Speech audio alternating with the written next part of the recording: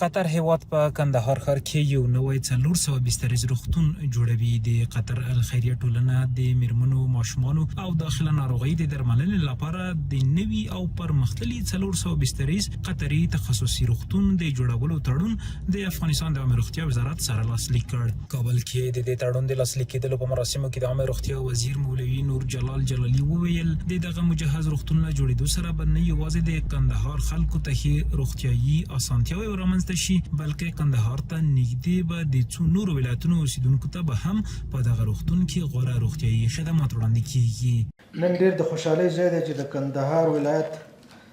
د 400 بستریز تخصصي روغتون جوړولو هوکړه د امضا شاهدان یو، چې د قطر هیواد په مالی مرسته د قطر الخیریه موسسې لخوا په 2.5 کلونو کې جوړیږي.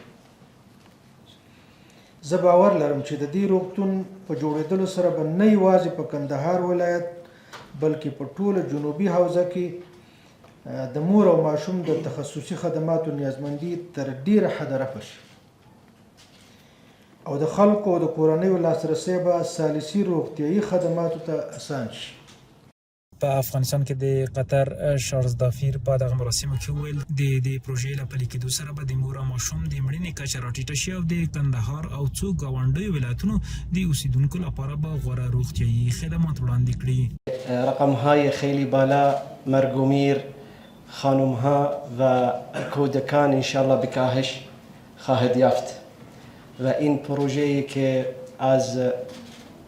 وزارت بهداشت و خیریه قطر داره امضا می شود با 400 تخت خوابی انشاءالله اقامه می شود و این خدمات نه تنها فقط به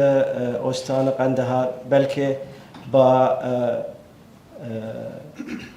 قسمت جنوبی کشور افغانستان انشاءالله خدمات می رساند.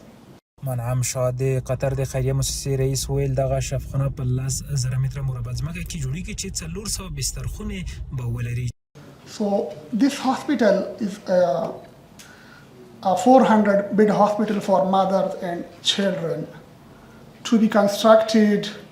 on 10,000 square meter land provided by the ministry. مالی لګښت د قطر د پراختیایي صندوق له لوري ورکول کیږي او د پروژې د څارنې چارې د افغانستان د عامه روغتیا وزارت له لوري پرمخ ځي. مسؤلینو ویل دغه روغتون به غوره روغتیایي اسانتیاوې، مجهز زیږنتون، د ماشومانو د درملنې څانګه، داخله جراحي، عاجل رادیولوژي لابراتوار او د فارماسۍ څانګې ولري او د روغتون د کارکوونکو د ظرفیت لوړونې لپاره به بېلابېل پروګرامونه پکې پلي کیږي ترڅو په نړیوالو معیارونو برابر روغتیایي خدماتونه وړاندې کړي.